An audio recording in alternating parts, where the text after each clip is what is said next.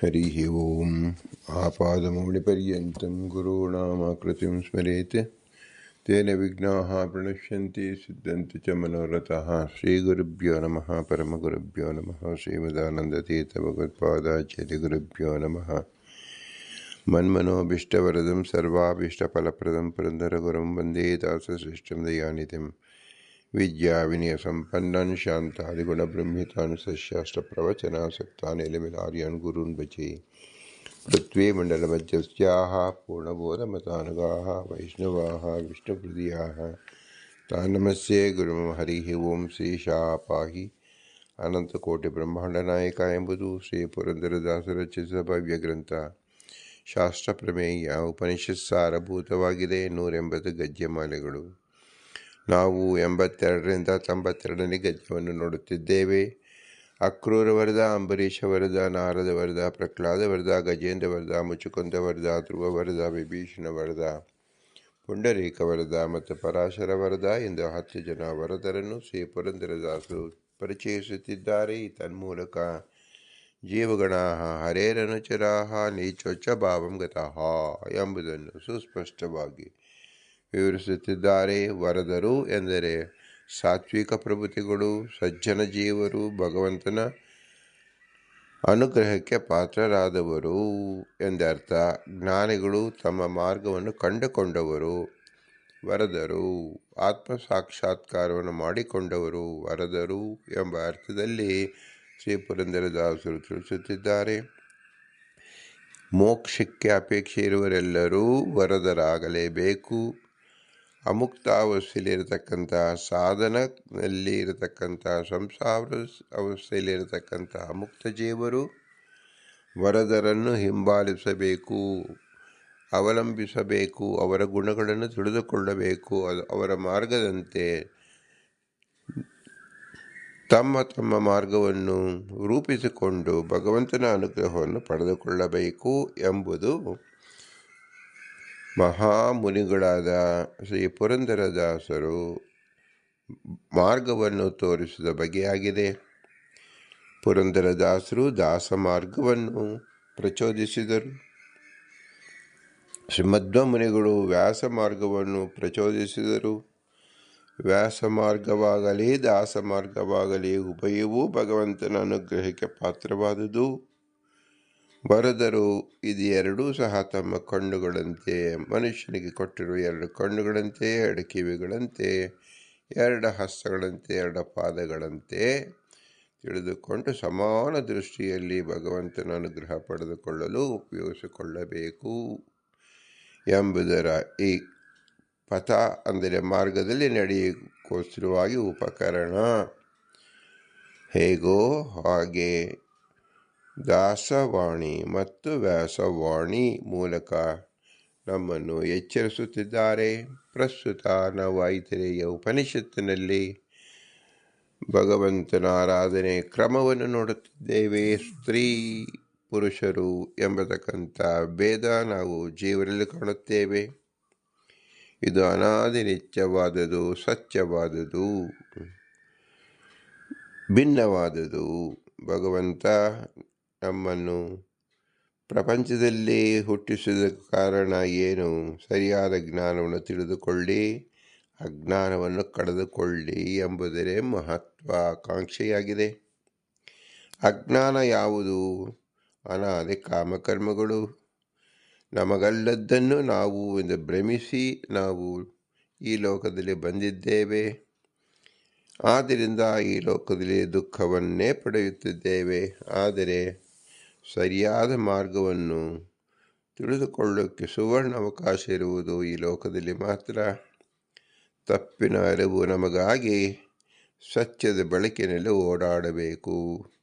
ಸತ್ಯದ ಬೆಳಕೆ ಉಪನಿಷತ್ತಿನಲ್ಲಿ ಸಾರುವ ಪ್ರಮೇಯಗಳು. ಸತ್ಯ ಅಂದರೆ ಭಗವಂತ, ಅವನ ಬೆಳಕು ಅಂದರೆ ಸಕಲ ವೇದಗಳು. ವೇದೈಕ ಗಮ್ಯನಾದ ಭಗವಂತನನ್ನು, ಬೆಳಕಿನಲ್ಲಿ ಕಾಣುವ ಭಗವಂತನನ್ನು, ಅದು ಜ್ಞಾನದಲ್ಲಿ ಕಾಣುವ ಭಗವಂತನನ್ನು ನಾವು ಕಂಡುಕೊಳ್ಳಬೇಕು. ಜ್ಞಾನೈನೈವ ಪರಂಪದಂ ಎಂಬುದಾಗಿ ಶ್ರೀಮದಾನಂದ ತೀರ್ಥರು ಅಣುಭಾಷ್ಯದಲ್ಲಿ ತಿಳಿಸಿಕೊಟ್ಟಿದ್ದಾರೆ. ಮಿಥ್ಯಾಜ್ಞಾನೇನ ತಮೋ ಜ್ಞಾನೇನೈವ ಪರಂಪದಂ.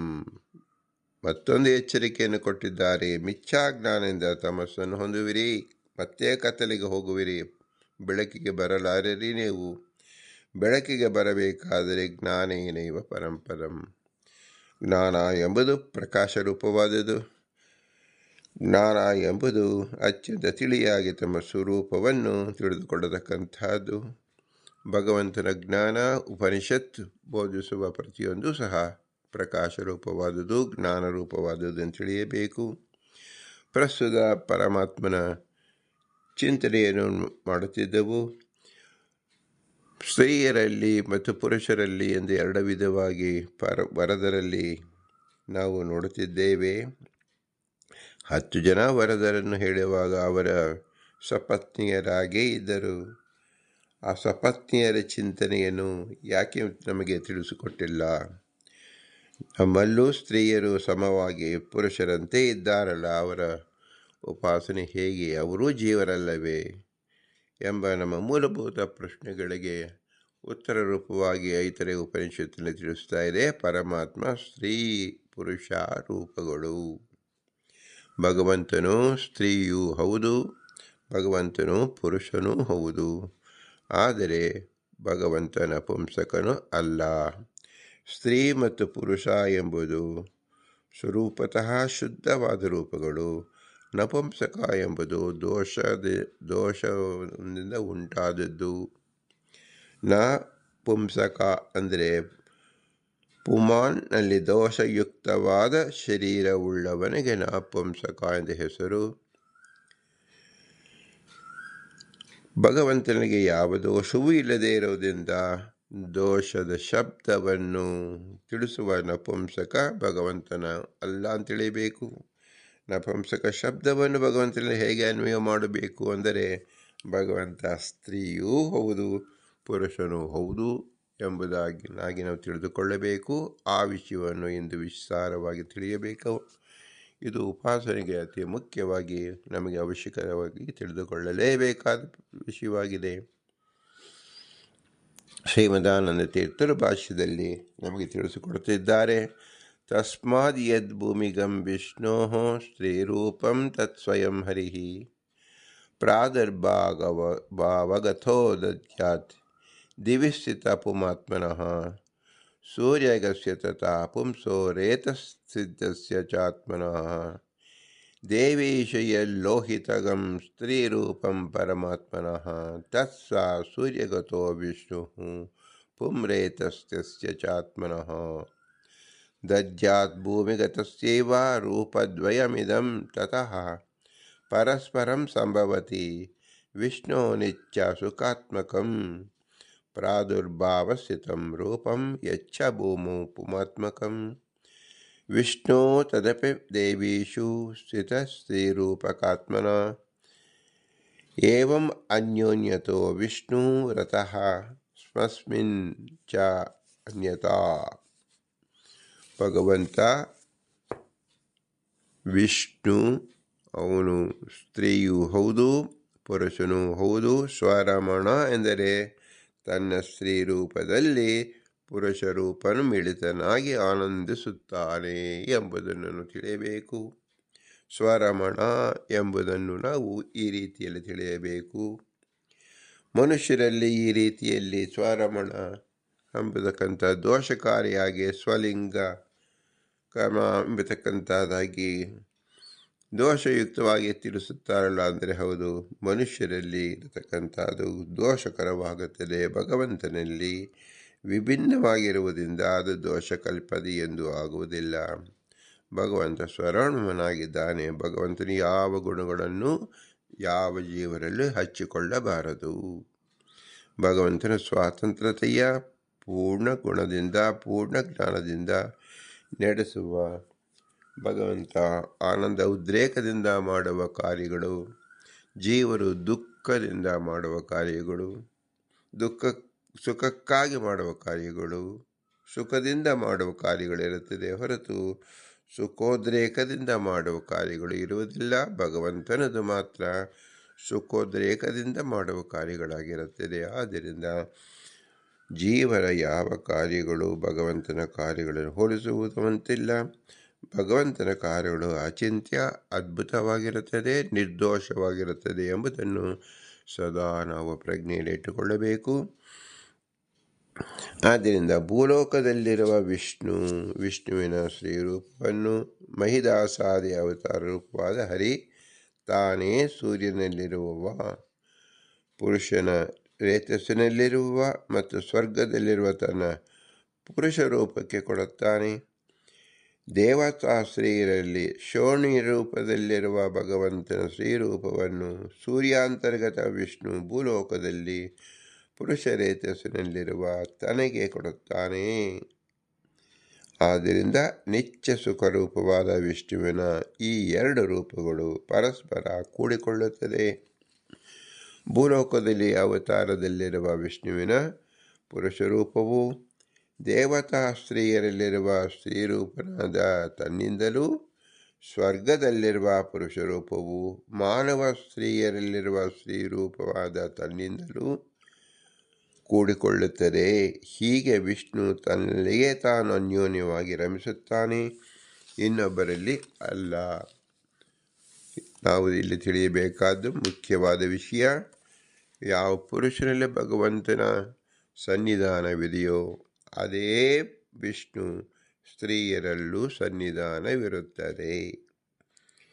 ಸ್ತ್ರೀಯರಲ್ಲಿ ಸ್ತ್ರೀರೂಪನಾಗಿ ಸನ್ನಿಧಾನವಿಟ್ಟರೆ ಪುರುಷರಲ್ಲಿ ಪುರುಷ ರೂಪದಲ್ಲಿ ಸನ್ನಿಧಾನವನ್ನು ಇಡುತ್ತಾನೆ. ಇದರ ಅರ್ಥವೇನು? ಎಲ್ಲ ಸ್ತ್ರೀಯರು ತಮ್ಮ ಬಿಂಬನನ್ನು ಸ್ತ್ರೀ ರೂಪವೆಂದೇ ಚಿಂತಿಸಬೇಕು, ಪುರುಷ ರೂಪವೆಂದು ಚಿಂತಿಸಬಾರದು. ಪುರುಷರೆಲ್ಲರೂ ತಮ್ಮ ಬಿಂಬನನ್ನು ಪುರುಷನೆಂದೇ ಚಿಂತಿಸಬೇಕು, ಸ್ತ್ರೀ ರೂಪನೆಂದು ಚಿಂತಿಸಬಾರದು. ಆದರೆ ಸ್ತ್ರೀಯರಾಗಲಿ ಪುರುಷರಾಗಲಿ ಒಂದು ವಿಷಯವನ್ನು ತಿಳಿದುಕೊಳ್ಳಬೇಕು, ಯಾವ ಪುರುಷ ರೂಪನೇ ಸ್ತ್ರೀರೂಪಿಯೂ ಆಗಿದ್ದಾನೆ. ಪುರುಷ ರೂಪನಾದ ಭಗವಂತನ ವಿಷ್ಣುವಿಗೂ ಸ್ತ್ರೀರೂಪನಾದ ಭಗವಂತ ವಿಷ್ಣುವಿಗೂ ಅಭೇದವಿದೆ ಎಂಬುದನ್ನು ತಿಳಿಯಬೇಕು. ಇದನ್ನು ತಿಳಿಯುವ ಕ್ರಮ ಹೇಗೆ ಎಂಬುದು ಎಲ್ಲವೂ ನಮ್ಮ ಅನುಸಂಧಾನಕ್ಕೆ ಬಿಟ್ಟಿರುತ್ತದೆ. ಭಗವಂತ ರಮಾರಮಣ ಹೇಗೆ? ರಮೆಯೂ ಸಹ ಸ್ತ್ರೀ ಇದ್ದಾಗ ಹೇಳಲ್ಲ, ಅವನ ರಮಣ ಕ್ರಿಯೆಯನ್ನು ಹೇಗೆ ಮಾಡುತ್ತಾನೆ? ತಾನೇ ರಮಣವಾಗಿದ್ದಾಗ ಮತ್ತೊಂದು ಸ್ತ್ರೀ ಅವಶ್ಯಕತೆ ಯಾಕೆ ಬೇಕಿತ್ತು ಎಂಬ ಪ್ರಶ್ನೆಗೆ ಉತ್ತರ ರೂಪವಾಗಿ ಶ್ರೀಮದಾನಂದ ತೀರ್ಥರು ಭಾಷ್ಯವನ್ನು ರಚಿಸುತ್ತಾರೆ. ರಮಯ ರಮಮಾಣೋಪಿ ತಸ್ವೇನೈವ ಸ್ತ್ರೀಯಮಾತ್ಮನಾ ರಮತೆ ನಾನ್ಯತಃ ಕ್ವಾಪಿ ರತಿವಿಷ್ಣೋ ಸುಖಾತ್ಮನಃ. ರಮಯಾ ರಮಣಂ ತಸ್ಮಾತ್ ರಮಯಾ ರತಿಪಾತ್ರತಾ ನೈವಾಸ್ಯ ರತಿವಾತ್ಪತೃತ್ವಂ ವಿಷ್ಣುನಃ ಹಿ ಅನ್ಯತೋ ರತಿಃ ಇತ್ಯಾದಿ ಚ. ಭಗವಂತನ ಸ್ತ್ರೀರೂಪ, ಲಕ್ಷ್ಮಿಯ ಸಹಜವಾದ ಸ್ತ್ರೀರೂಪ, ಇದು ಎರಡೂ ಹೇಗೆ ಭಿನ್ನವಾಗಿದೆ ಎಂದು ತಿಳಿದರೆ, ಭಗವಂತನ ಸ್ತ್ರೀರೂಪವೇ ಲಕ್ಷ್ಮಿಯ ಬಿಂಬರೂಪನಾಗಿದ್ದಾನೆ. ಆದ್ದರಿಂದ ಭಗವಂತನ ಸ್ತ್ರೀರೂಪವನ್ನು ಆರಾಧನೆ ಮಾಡತಕ್ಕಂಥವಳು ಮಹಾಲಕ್ಷ್ಮೀ ದೇವಿ. ಆದ್ದರಿಂದ ಮಹಾಲಕ್ಷ್ಮೀ ದೇವಿಯು ಸ್ತ್ರೀ ಎನಿಸಿದ್ದಾಳೆ ಎಂಬುದನ್ನು ನಾವು ತಿಳಿಯಬೇಕು. ರಮೆಯೊಡನೆ ರಮಿಸುವಾಗಲೂ ಅವಳಲ್ಲಿ ಸ್ತ್ರೀರೂಪನಿಂದಿರುವ ತನ್ನಿಂದಲೇ ರಮಿಸುತ್ತಾನೆ ಎಂದ ಮೇಲೆ ಸುಖ ಸ್ವರೂಪವಾದ ವಿಷ್ಣು ಬೇರೆಯವರನ್ನೇ ರಮಿಸುವುದು ಎಲ್ಲಿಯೂ ಇಲ್ಲವೆಂದು ಬೇರೆ ಹೇಳಬೇಕಾಗಿಲ್ಲ. ಹಾಗಾದರೆ ರಮೆಗೆ ಸುಖವನ್ನು ಭಗವಂತ ಹೇಗೆ ಕೊಡುತ್ತಾನೆ ಎಂದರೆ, ತನ್ನ ಸ್ತ್ರೀರೂಪದಲ್ಲಿ ಭಗವಂತ ತಾನೇ ಹೇಗೆ ರಮಿಸುತ್ತಾನೋ ಅದರಂತೆ ಮಹಾಲಕ್ಷ್ಮೀ ದೇವಿಯಲ್ಲಿ ಬಿಂಬನಾದ ಸ್ತ್ರೀರೂಪ ತನ್ನ ಸ್ತ್ರೀರೂಪದಲ್ಲಿ ತಾನೇ ರಮಿಸುತ್ತಾನೆ ಎಂದರ್ಥ. ಹಾಗಾದರೆ ಲಕ್ಷ್ಮಿಯನ್ನೇ ರಮಿಸುವುದಿಲ್ಲವೋ ಅಂದರೆ ಮುಖ್ಯತಃ ಭಗವಂತ ಸ್ವರಮಣನೇ ಎಲ್ಲ ಕಡೆ ಆಗಿದ್ದಾನೆ ಹೊರತು ಅನ್ಯ ಜೀವರನ್ನು ಅಪೇಕ್ಷಿಸಿ ರಮಣ ಕ್ರಿಯೆಯನ್ನು ಮಾಡುವುದಿಲ್ಲ. ಹಾಗಾದರೆ ಲಕ್ಷ್ಮಿ ನಿಷ್ಪ್ರಯೋಜನ ಕಳೆ ಅಂದರೆ ಹಾಗಲ್ಲ.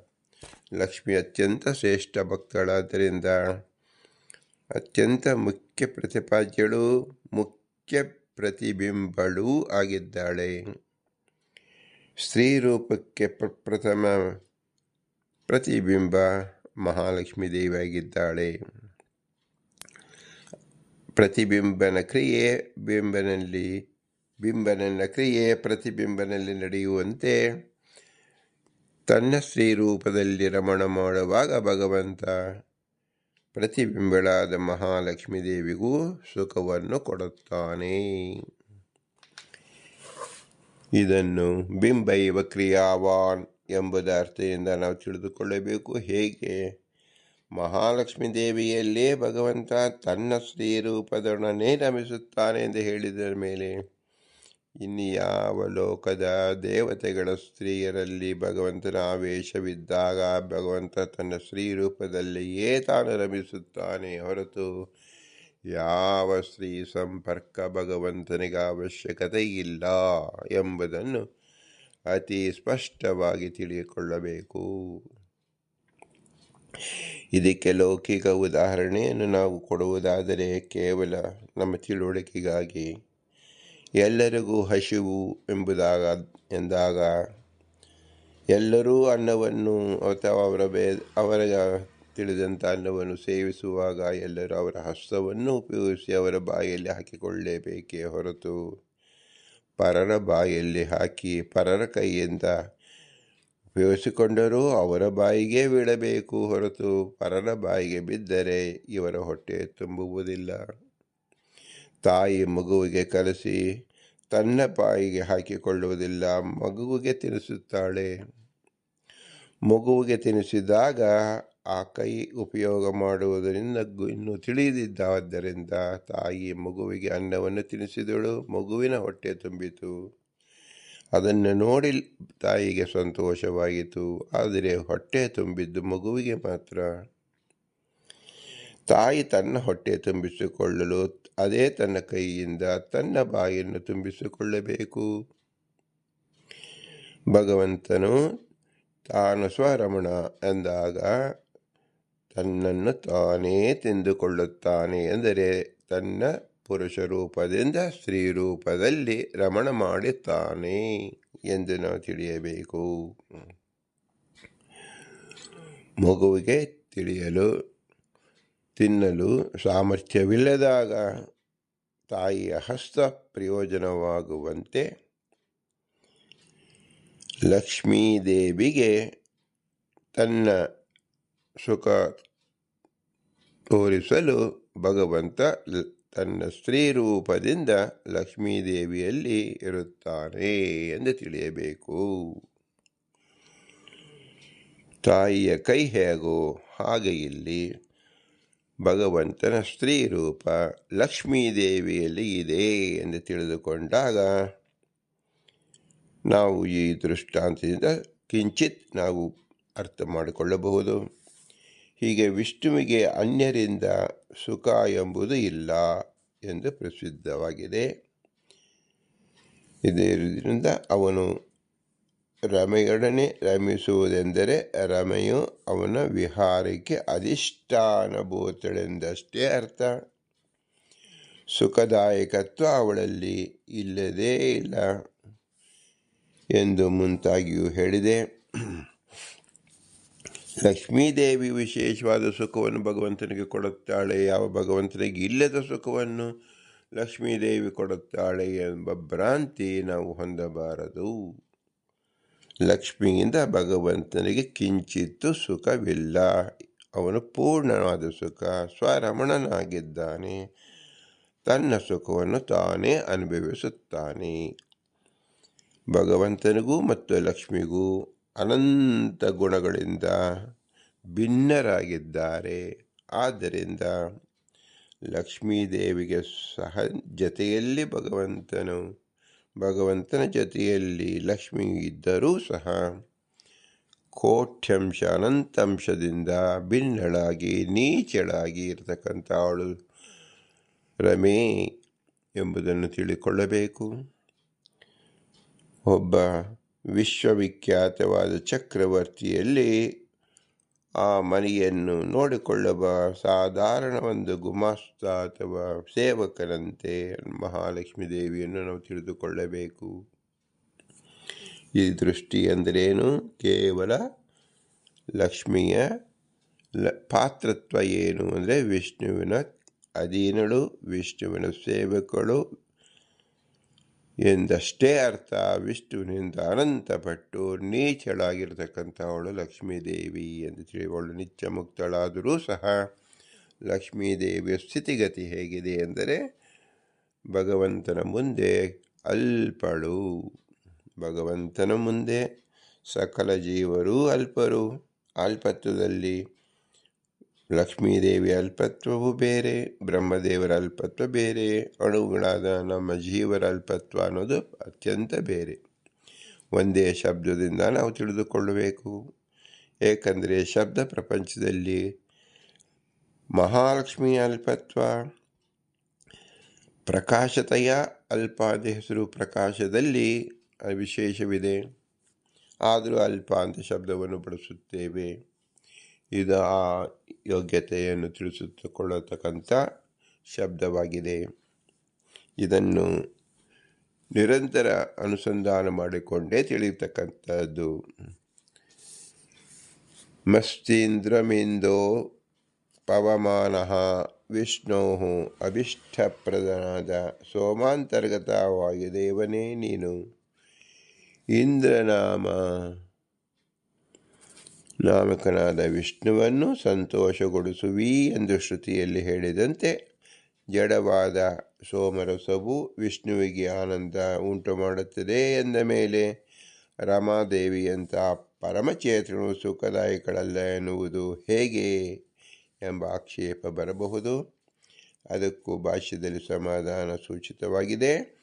ಸೋಮರಸದಲ್ಲಿ ಮುಖ್ಯ ಪ್ರಾಣನನ್ನು, ಅವನಲ್ಲಿ ರಮೆಯನ್ನು, ಅವಳಲ್ಲಿ ತನ್ನ ಆನಂದ ಸ್ವರೂಪವನ್ನು ನಿಲ್ಲಿಸಿ ಆ ಮೂಲಕ ಸೋಮರಸ ಮುಖ್ಯ ಪ್ರಾಣ ರಮೆಯರಿಗೆ ಭೋಗ್ಯತ್ವ ಶಕ್ತಿಯನ್ನು ನೀಡಿ ಅವರನ್ನು ನಿಮಿತ್ತೀಕರಿಸಿಕೊಂಡು ಶ್ರೀಹರಿ ತನ್ನ ಆನಂದಮಯ ಸ್ವರೂಪವನ್ನು ತಾನೇ ಭೋಗಿಸುತ್ತಾನೆ. ಈ ಭೋಗಕ್ರಿಯೆಯಲ್ಲಿ ಅವರೆಲ್ಲ ಅಧಿಷ್ಠಾನ ಮಾತ್ರ.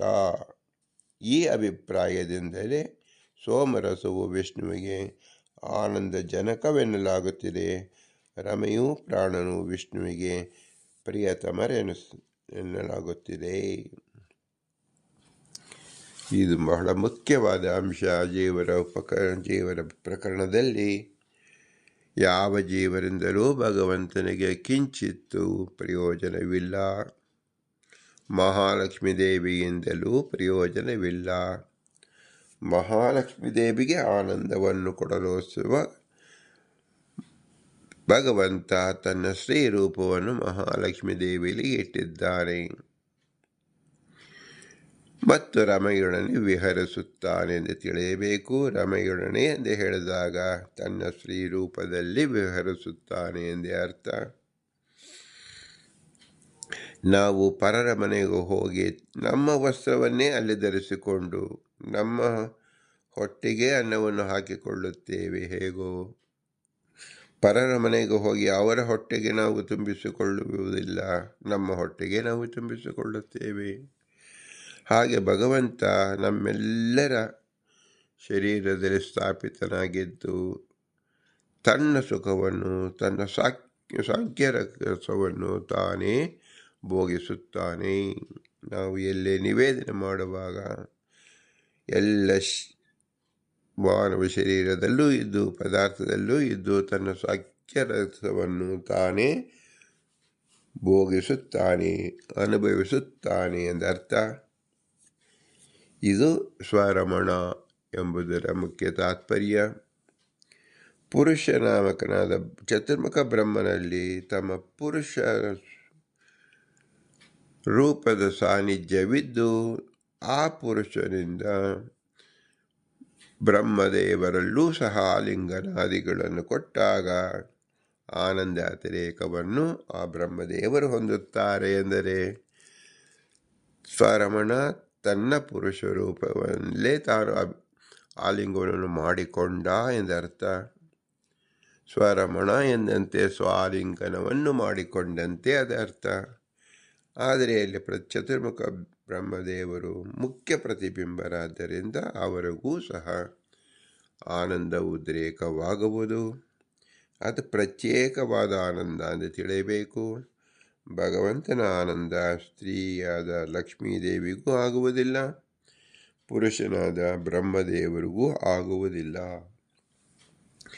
ನಾವು ಊಟ ಮಾಡಿದ್ದು ನಮ್ಮ ಹೆಂಡತಿಯ ಮಕ್ಕಳಿಗೂ ಆಗುವುದಿಲ್ಲ, ಪಕ್ಕದಲ್ಲಿ ಕುಳಿತಂಥವರಿಗೂ ಆಗುವುದಿಲ್ಲ. ಅವರವರ ಹೊಟ್ಟೆ ತುಂಬಿಸಿಕೊಂಡಾಗ ತೃಪ್ತಿಯಾಗತಕ್ಕಂಥದ್ದು ಅವರಿಗೆ ಮಾತ್ರ ಎಂಬುದು ಭೋಜನದಲ್ಲಿ ನಾವು ಹೇಗೆ ತಿಳಿಯಬಹುದು?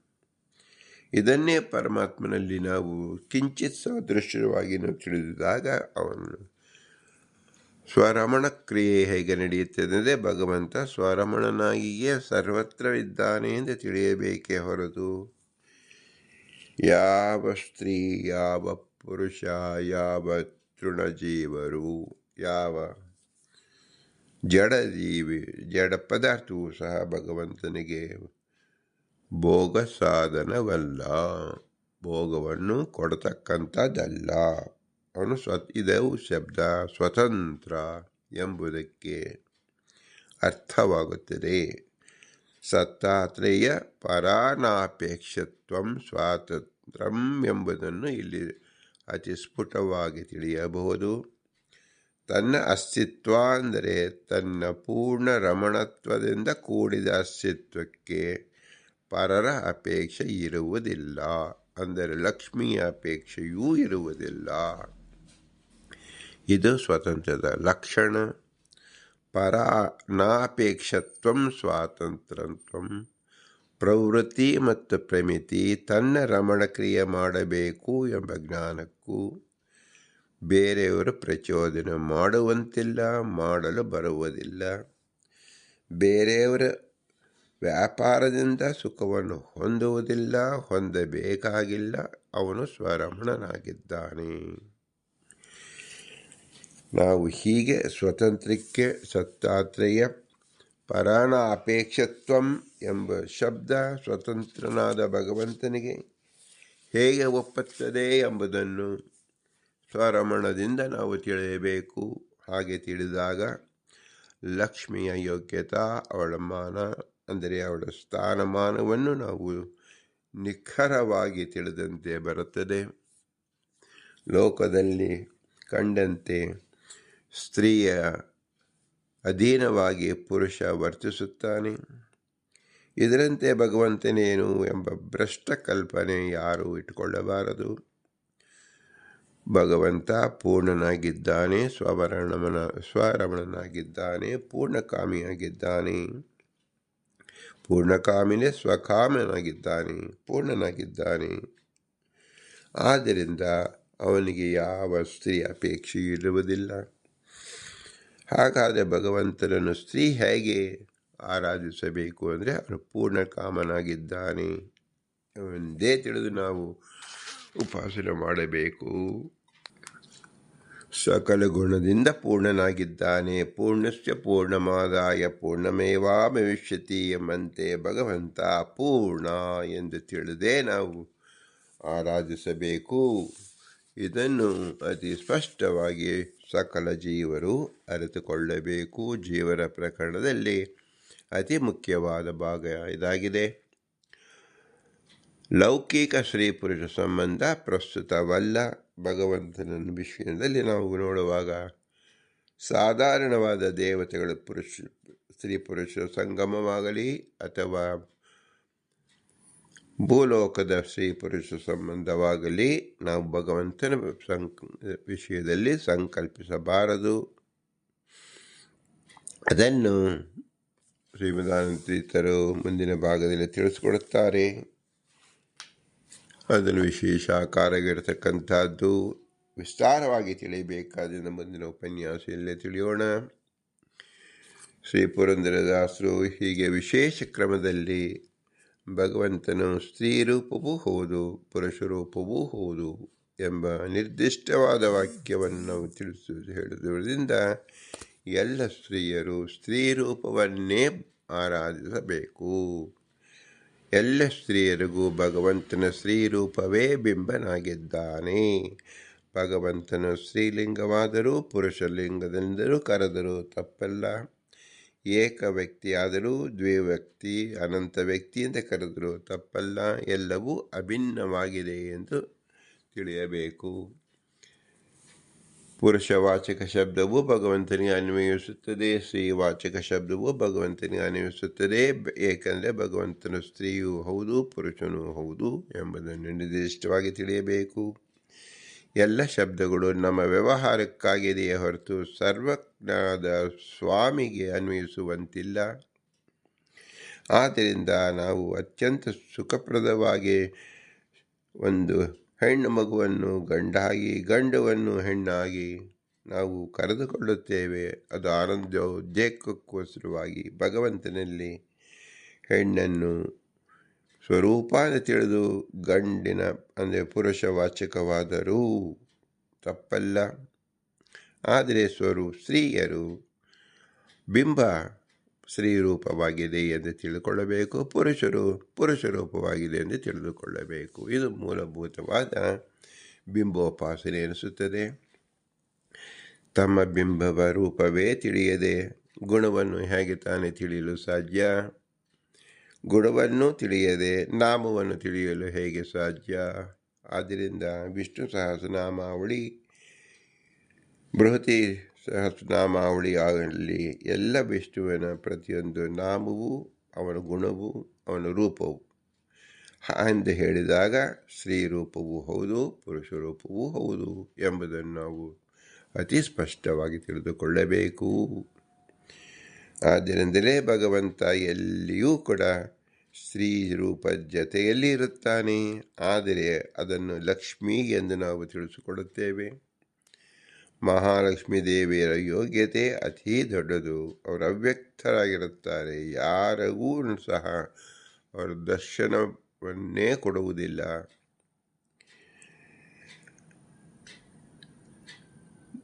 ಬ್ರಹ್ಮದೇವರೂ ಸಹ ಲಕ್ಷ್ಮೀದೇವಿಯನ್ನು ಕಾಣಲು ತಪಸ್ಸು ಮಾಡಿ ಕಾಣಬೇಕು. ಹೀಗೆ ಅನ್ಯರಿಗಂತೂ ಅವಳ ಛಾಯೆಯನ್ನು ನೋಡುವ ಪ್ರಸಂಗವೂ ಬರುವುದಿಲ್ಲ. ಏಕೆಂದರೆ ಲಕ್ಷ್ಮೀದೇವಿ ಭಗವಂತ ನಿಷ್ಠನಾಗಿರುತ್ತಾಳೆಯೇ ಹೊರತು ಅನ್ಯಮುಖವಾಗುವುದೇ ಇಲ್ಲ. ಆದರೆ ಮಹಾಲಕ್ಷ್ಮಿ ಲೋಕಕ್ಕೆ ಪ್ರದರ್ಶಿಸಬೇಕಲ್ಲ, ಹೇಗೆ ಮಾಡುವುದು? ಭಗವಂತ ತನ್ನ ಶ್ರೀರೂಪವನ್ನು ಲಕ್ಷ್ಮೀ ಪ್ರತಿಮೆಯಲ್ಲಿ ಇಟ್ಟು ಲೋಕಕ್ಕೆ ಪ್ರದರ್ಶಿಸುತ್ತಾನೆ ಅಂತ ತಿಳಿಯಬೇಕು. ಹೀಗೆ ತಿಳಿದಾಗ ಮಹಾಲಕ್ಷ್ಮೀ ದೇವಿಯ ಸ್ತ್ರೀರೂಪ ಭಗವಂತನದು ಎಂದು ಚಿಂತಿಸಿದಾಗ ಸ್ತ್ರೀಯರಿಗೂ ಮಹಾಲಕ್ಷ್ಮೀ ದೇವಿಯಲ್ಲಿರತಕ್ಕಂಥ ಭಗವಂತನ ಸ್ವರೂಪ ಚಿಂತನೆ ಆಗಲಿ ಎಂಬ ವಿಶೇಷ ಅನುಗ್ರಹದಿಂದ ಭಗವಂತ ಸಪತ್ನಿಕರಾಗಿ ಕಾಣಿಸಿಕೊಳ್ಳುತ್ತಾನೆ. ಸಪತ್ನಿ ಅಂತ ಹೇಳಿದಾಗ ಅಲ್ಲಿ ಭೇದ ಚಿಂತನೆಯೂ ಹೌದು, ಅಭೇದ ಚಿಂತನೆಯೂ ಹೌದು. ಸ್ತ್ರೀ ಎಂದ ಲಕ್ಷ್ಮೀ ಎಂದಾಗ ಭೇದ ಚಿಂತನೆ, ಭಗವಂತನ ಶ್ರೀರೂಪವಿದೆ ಎಂದಾಗ ಅಭೇದ ಚಿಂತನೆಯನ್ನು ಮಾಡಬೇಕು. ಭಗವಂತ ತನ್ನಲ್ಲೇ ಭಗವಂತ ಪುರುಷನೂ ಆಗಿದ್ದಾನೆ ಸ್ತ್ರೀಯೂ ಆಗಿದ್ದಾನೆ ಎಂಬುದನ್ನು ಪಕ್ಕದಲ್ಲಿ ಸ್ತ್ರೀರೂಪವನ್ನು ಇಟ್ಟು ತಾನು ಪುರುಷನೂ ಹೌದು ತಾನು ಸ್ತ್ರೀಯೂ ಹೌದು ಎಂಬುದನ್ನು ಸಕಲ ವರದರಿಗೆ ಸಕಲ ಜನರಿಗೆ ಸಕಲ ಸಾಧಕರಿಗೆ ತಿಳಿಸಿಕೊಡುತ್ತಿದ್ದಾನೆ. ಈ ಅಂಶ ಇತರೆಯ ಉಪನಿಷತ್ತಲ್ಲಿ ಪ್ರಸ್ತಾಪವಾಗಿ ಶ್ರೀಮದಾನಂದ ತೀರ್ಥ ಅತಿ ಸ್ಪಷ್ಟ ವಚನದಿಂದ ತಿಳಿಸಿರುವುದರಿಂದ ಜೀವರಲ್ಲಿ ಇರತಕ್ಕಂಥ ಸಕಲ ಜೀವರು ಪುರುಷರೂಪವನ್ನೇ ಆರಾಧಿಸಬೇಕು, ಸ್ತ್ರೀಯರು ಸ್ತ್ರೀರೂಪವನ್ನೇ ಆರಾಧಿಸಬೇಕು. ಆದರೆ ಪುರುಷರೂಪವನ್ನು ಆರಾಧಿಸುವಾಗ ಸ್ತ್ರೀರೂಪ ಅಭಿನ್ನವಾಗಿದೆ ಎಂದು ತಿಳಿಯಬೇಕು. ಸ್ತ್ರೀಯರು ಸ್ತ್ರೀರೂಪವನ್ನು ಆರಾಧಿಸುವಾಗ ಪುರುಷರೂಪ ಅದೇನು ಅಭಿನ್ನವಾಗಿದೆ ಎಂದು ತಿಳಿಯಬೇಕು. ಈ ಸ್ಪಷ್ಟತೆಯನ್ನು ಕಂಡುಕೊಂಡಾಗ ಬಿಂಬೋಪಾಸನೆಗೆ ಅತಿ ಹೆಚ್ಚಿನ ಒಂದು ಪ್ರಾಮುಖ್ಯತೆ ಬರುತ್ತದೆ, ಅತಿ ಸ್ಫುಟತ್ವ ಬರುತ್ತದೆ. ಸ್ಫುಟತ್ವೇ ಭೇದ ಎಂಬಂತೆ ಭಗವಂತನ ಸ್ತ್ರೀರೂಪ ಮತ್ತು ಪುರುಷ ರೂಪದಲ್ಲಿ ಸ್ಫುಟತ್ವವನ್ನು ಕಂಡುಕೊಳ್ಳುವುದೇ ವರದರ ಲಕ್ಷಣವಾಗಿದೆ. ಇದನ್ನು ಪುರಂದರದಾಸರು ವರದರು ಎಂಬ ಶಬ್ದದಿಂದ ತಿಳಿಸಿಕೊಟ್ಟಿದ್ದಾರೆ. ವರದರ ಅರ್ಹತೆ, ಅವರ ಯೋಗ್ಯತೆ ಅಂದರೆ ಏನು? ಸ್ಪಷ್ಟತ್ವೇ ಜ್ಞಾನ. ಮೂಲಭೂತವಾಗಿ ತಮ್ಮ ಬಿಂಬ ಆಕಾರದಲ್ಲಿ, ನಾಮದಲ್ಲಿ, ರೂಪದಲ್ಲಿ ಸ್ಪಷ್ಟತೆಯೇ ಇಲ್ಲದೆ ಹೋದರೆ ಬಿಂಬೋಪಾಸನೆ ಹೇಗೆ ಆಗುವುದು? ಕಲ್ಲು ಬಂಡೆಯನ್ನು ದ್ರವವೆಂದು ತಿಳಿದುಕೊಂಡಾಗ ಎಂದಾದರೂ ಅದು ಯಥಾರ್ಥವಾದೀತೆ? ಮಂಜಿನಿಂದ ತುಂಬಿದ ಹಿಮಾಲಯ ಪರ್ವತ ಅದೇ ಕರಗಿ ನೀರಾಗುವುದು. ಅದು ತತ್ವ ಹೇಗೋ ಹಾಗೆ ಭಗವಂತ ದ್ರವರೂಪನಾಗಿಯೂ ಇದ್ದಾನೆ, ಪರ್ವತ ರೂಪವಾಗಿದ್ದಾನೆ ಎಂಬುದನ್ನು ಇಲ್ಲಿ ನಾವು ವಿವೇಚಿಸಿಕೊಳ್ಳಬಹುದು. ಆದ್ದರಿಂದ ಯಾರು ಬಿಂಬೋಪಾಸನೆ ತೊಡಗಿರುತ್ತಾರೋ ಅವರು ವಿಶೇಷ ಆಕಾರವಾಗಿ ಮೂಲಭೂತವಾದ ಸ್ತ್ರೀರೂಪ ಮತ್ತು ಪುರುಷ ರೂಪವಾದ ಭಗವಂತನನ್ನು ಚಿಂತನೆ ಕ್ರಮವನ್ನು ಚೆನ್ನಾಗಿ ರೂಢಿಸಿಕೊಳ್ಳಬೇಕು ಎಂಬುದು ಪುರಂದರದಾಸರ ವಿಶೇಷವಾದ ನಿರೂಪಣೆ ಕ್ರಮವಾಗಿದೆ. ಇಂತಹ ವಿಶೇಷ ಜ್ಞಾನವನ್ನು ಒದಗಿಸಿದ ಪುರಂದರದಾಸರಿಗೆ ಅನಂತ ನಮಸ್ಕಾರಗಳನ್ನು ಸಲ್ಲಿಸಿ ಅವರ ಅಂತರ್ಯಾಮಿ ಪುರಂದರ ವಿಠಲನಿಗೆ ಭೂಯಿಷ್ಟಾಂತೆ ನಮ್ಮ ಮುಕ್ತಿಮಿದೇಮ ಎಂದು ಹೇಳಿ, ಇಂಥ ಶ್ರೇಷ್ಠ ಜ್ಞಾನ ಕೇವಲ ಮನುಷ್ಯರಾಗಿದ್ದಾಗ ಸ್ತ್ರೀಯರಾಗಲಿ ಪುರುಷರಾಗಲಿ ತಮ್ಮ ಅರಿವಿನ ತಿಳುವಳಿಕೆಯನ್ನು ಅತಿ ಸ್ಪಷ್ಟವಾಗಿ ತಿಳಿದುಕೊಳ್ಳಬೇಕು. ಸ್ತ್ರೀಯರು ಎಂದೆಂದೂ ಸ್ತ್ರೀಯರೇ, ಪುರುಷರು ಕದಾಚಿತ್ ಪುರುಷರಾದರೂ ಮೋಕ್ಷದಲ್ಲಿ ಅಂದರೆ ಮುಕ್ತಿಯಲ್ಲಿ ಪುರುಷರೇ ಆಗಿರುವುದರಿಂದ ತಮ್ಮ ಬಿಂಬ ಪುರುಷ ರೂಪವೇ ಎಂದು ಪುರುಷರು, ಸ್ತ್ರೀಯರು ತಮ್ಮ ಬಿಂಬ ಸ್ತ್ರೀರೂಪವೇ ಎಂಬ ನಿಶ್ಚಿತ ಜ್ಞಾನವನ್ನು ಹೊಂದುವುದೇ ಪ್ರಾಥಮಿಕ ಹಂತವಾದ ಬಿಂಬೋಪಾಸನೆಯಾಗಿದೆ. ಇದು ಮನುಷ್ಯರಾಗಿದ್ದಾಗ ಸ್ತ್ರೀಯರಾಗಲಿ ಪುರುಷರಾಗಲಿ ಅರಿತು ಸಾಧಿಸಿಕೊಳ್ಳಬೇಕು, ಸಂಸ್ಕಾರವನ್ನು ಬೆಳೆಸಿಕೊಳ್ಳಬೇಕು. ಇದಕ್ಕಾಗಿ ನಮಗೆ ಲೋಕದಲ್ಲಿ ತಂದೆ ತಾಯಿಗಳಂದು ಸ್ತ್ರೀ ಪುರುಷರೆಂದು ನೇಮಿಸಿರುವುದು. ನಾವು ಮೊದಲಿಗೆ ಬಿಂಬನನ್ನು ತಿಳಿದುಕೊಳ್ಳಿ. ನಮ್ಮ ತಂದೆ ಪುರುಷರೂಪರಾಗಿ ತಾಯಿಯಲ್ಲಿ ಸ್ತ್ರೀರೂಪಳಾಗಿದ್ದಾಳೆ. ಎಂದಾದರೂ ತಾಯಿ ತಂದೆಯಾಗುವನೇ, ತಂದೆ ತಾಯಿ ಆಗುವನೇ, ಇಬ್ಬರೂ ಭಿನ್ನರಲ್ಲವೇ? ಆದರೆ ಭಗವಂತನ ಅಭಿನ್ನರು. ಲೋಕದಲ್ಲಿ ಕಾಣುವ ಭಿನ್ನ, ಭಗವಂತನ ಅಭಿನ್ನತೆ ಎಂಬ ವೈಶಿಷ್ಟ್ಯತೆಯನ್ನು ತಿಳಿದುಕೊಂಡು, ಆದರೆ ಭಗವಂತ ಸ್ತ್ರೀಯು ತಾಯಿಯೂ ಹೌದು ತಂದೆಯೂ ಹೌದು ಎಂಬುದನ್ನು ತಿಳಿದುಕೊಂಡಾಗ ಬಿಂಬೋಪಾಸನೆಗೆ ಒಂದು ತಿರುವು ಬರುವುದು ಎಂಬುದೇ ಮಹದಾಕಾಂಕ್ಷೆ. ಇದು ಮನುಷ್ಯ ಜನ್ಮದಲ್ಲಿದ್ದಾಗ ಮಾತ್ರ ಸಾಧ್ಯ. ಇಂಥ ಮನುಷ್ಯ ಜನ್ಮವನ್ನು ಪಾಲಿಸಿ ತಂದೆ ತಾಯಿಗಳ ಅನುಗ್ರಹವನ್ನು ಸದಾ ಚಿಂತಿಸಬೇಕು. ತಂದೆ ತಾಯಿ ಇರುವಿಕೆ ನೆರವಾದ ಗುರು ಹಿರಿಯರನ್ನು ಸದಾ ಚಿಂತಿಸಬೇಕು, ಸ್ಮರಿಸಬೇಕು, ಪ್ರಾರ್ಥಿಸಬೇಕು. ಇವರಲ್ಲಿ ಇರುವ ಅನಂತ ತತ್ವಾಭಿಮಾನಿ ದೇವತೆಗಳ ಅನುಗ್ರಹ ವಿಶೇಷವೇ ಈ ಜ್ಞಾನ ಬರಲು ಸಾಧ್ಯ. ಅವರೂ ಸಹ ಸಪತ್ನಿಕರಾಗಿಯೇ ಇರುತ್ತಾರೆ. ಅವರು ಸಪತ್ನಿಕರಾಗಿರುವುದು ಉದ್ದೇಶ ಏನು? ಭಗವಂತ ಸ್ತ್ರೀರೂಪವೂ ತಾನು ನೋಡುತ್ತಿದ್ದೇನೆ, ಪುರುಷ ರೂಪವೂ ತನ್ನಲ್ಲಿದೆ ಎಂಬ ಸತ್ಯವಾದ ಪ್ರಕೃಷ್ಟವಾದ ಸ್ಫುಟವಾದ ಕಲ್ಪನೆಯಂದೇ ಅಂದರೆ ಯಥಾರ್ಥ ಜ್ಞಾನದಲ್ಲಿ ಬದುಕುತ್ತಾರೆ ದೇವತೆಗಳು. ಅವರೆಲ್ಲರೂ ತತ್ವಾಭಿಮಾನಿ ದೇವತೆಗಳು. ಶ್ರೇಷ್ಠವಾದ ವಾಯುದೇವರು, ಜೀವೋತ್ತಮರು, ಅಕಣಾಶ್ಮರು, ಮುಖ್ಯ ಗುರುಗಳು, ಮೂಲ ಗುರುಗಳು, ಆನಂದ ತೀರ್ಥರು. ಅವರು ಸದಾ ತಮ್ಮ ತಂದೆ ತಾಯಿಯನ್ನು ಸದಾ ಕಾಣುತ್ತಿರುತ್ತಾರೆ. ಅವರ ಚಿಂತನೆಯಲ್ಲೇ ಮಗ್ನರಾಗಿರುತ್ತಾರೆ. ಆದ್ದರಿಂದಲೇ ಅವರಿಗೆ ಅಕಣಾಶ್ಮರಾಗಿದ್ದಾರೆ. ಅವರಿಗೆ ಯಾವ ದುಷ್ಟ ಶಕ್ತಿಗಳಾಗಲಿ, ಯಾವ ನಿದ್ದೆ ವ್ಯಸನ ಯಾವುದೂ ಸಹ ಅವರಲ್ಲಿ ಬರುವುದಂತಿಲ್ಲ. ಅಜ್ಞಾನವೇ ಬರುವುದಿಲ್ಲ. ಏಕೆಂದರೆ ಸದಾ ಭಗವಂತನ ಸಮ್ಮುಖದಲ್ಲೇ ಪ್ರಾಣ ಉಪಾಸನೆ ಮಾಡುತ್ತಿರುತ್ತಾರೆ. ತಮ್ಮಲ್ಲಿ ಪುರುಷರು ಅಪ್ಪನಾದ ಭಗವಂತನಿದ್ದಾನೆ ಎಂಬುದನ್ನು ಅತಿ ಸ್ಪಷ್ಟವಾಗಿ ತಿಳಿದವರಾಗಿರುತ್ತಾರೆ ಬ್ರಹ್ಮದೇವರು. ಲಕ್ಷ್ಮೀದೇವಿಯು ಅನಂತ ಗುಣದಿಂದ ತನ್ನಲ್ಲಿ ಭಗವಂತನ ಶ್ರೀರೂಪವಿದೆ, ಅದೇ ನಮ್ಮ ಬಿಂಬ ಎಂದು ಲಕ್ಷ್ಮೀದೇವಿ ಉಪಾಸನೆ ಮಾಡುತ್ತಾಳೆ. ಲಕ್ಷ್ಮೀದೇವಿ ನಿತ್ಯ ಮುಕ್ತಳಾದಿಂದ ಉಪಾಸನೆ ಕೂಡುತ್ತದೋ ಅಂದರೆ ಚಿಂತನೆ ಕ್ರಮ ಫಲರೂಪವಾಗಿರುತ್ತದೆ. ಮೋಕ್ಷದಲ್ಲಿ ಹಾಗೆ ಫಲರೂಪದಲ್ಲಿ ಲಕ್ಷ್ಮೀದೇವಿಗೆ ತಿಳಿದಬೇಕು, ಉಪಾಸನ ರೂಪದಲ್ಲಿ ಬ್ರಹ್ಮದೇವರಿಗೆ ತಿಳಿದುಕೊಳ್ಳಬೇಕು. ಮುಕ್ತರಲ್ಲಿ ಫಲರೂಪವಾಗಿಯೂ ಅಮುಕ್ತರಲ್ಲಿ ಉಪಾಸನ ಕ್ರಮವಾಗಿಯೂ ಇರುತ್ತದೆ ಎಂದು ತಿಳಿಯಬೇಕು. ಇವರೆಲ್ಲರೂ ಅಸ್ವತಂತ್ರ, ಸ್ವತಂತ್ರದ ಭಗವಂತ ಲಕ್ಷ್ಮೀನಾರಾಯಣ ಮಾತ್ರ. ಲಕ್ಷ್ಮೀನಾರಾಯಣ ಅಂತ ಹೇಳಿದಾಗ ಶ್ರೀರೂಪ ಭಗವಂತ ಮತ್ತು ಪುರುಷರೂಪ ಭಗವಂತ ಎಂದೇ ತಿಳಿದುಕೊಳ್ಳಬೇಕು. ಏಕೆಂದರೆ ಉಭಯತಾಪಿ ಲೌಕಿಕದ ಲೋಕದಲ್ಲಿರ್ತಕ್ಕಂಥ ಸ್ತ್ರೀಯರಿಗೂ ಬಿಂಬನಾದ ಪುರುಷರಿಗೂ ಬಿಂಬನಾದ ಲಕ್ಷ್ಮೀನಾರಾಯಣ ಒಬ್ಬನೇ ಭಗವಂತ. ಅವನೇ ನಮ್ಮ ಬಿಂಬರೂಪ. ಅಂದರೆ ಸ್ತ್ರೀಯರಿಗೆ ಸ್ತ್ರೀ ಬಿಂಬರೂಪ, ಪುರುಷರಿಗೆ ಪುರುಷ ಬಿಂಬರೂಪ ಎಂಬ ಪ್ರತಿಪಾದಿಸಿಕೋಸರವಾಗಿ ಸ್ವತಂತ್ರದ ಲಕ್ಷ್ಮೀನಾರಾಯಣ ಎಂಬತಕ್ಕಂಥ ಶಬ್ದವನ್ನೇ ನಾವು ಬಳಸುತ್ತೇವೆ ಮೊದಲಿನಿಂದಲೂ. ಇದನ್ನು ನೀವು ಗಮನಿಸಬಹುದು. ಲಕ್ಷ್ಮೀ ಎಂಬುದು ಪೃಥಕ್ಕಾದ ಜೀವ ಅಲ್ಲ. ಭಗವಂತನ ಎರಡು ರೂಪಗಳು, ಸ್ತ್ರೀರೂಪ ಮತ್ತು ಪುರುಷರೂಪ. ಇದನ್ನು ಚಿಂತಿಸಿದಾಗ ನಮ್ಮ ಬಿಂಬೋಪಾಸನೆಗೆ ಹೆಚ್ಚಿನ ತಿರುವು ಬರುತ್ತದೆ. ಆ ಬಿಂಬ ಅವನಿಗೆ ನಾವು ಹೇಗೆ ಉಪಕಾರ ಸ್ಮರಣೆ ಸಲ್ಲಿಸುವುದು? ನಿತ್ಯ ಪೂರ್ಣನಾದ ಭಗವಂತನಿಗೆ ನಾವು ಉಪಕಾರ ಸಲ್ಲಿಸಲೇಬೇಕಲ್ಲ. ಹೇಗೆ ಮಾಡುವುದು ಅಂದರೆ ಅದಕ್ಕೂ ಉಪನಿಷತ್ತು ತಿಳಿಸಿರುವಂತೆ ಕೇವಲ ನಾವು ವಿನಯಪೂರ್ವಕವಾಗಿ ನಮಸ್ಕರಿಸುವುದೇ ಆಗಿದೆ.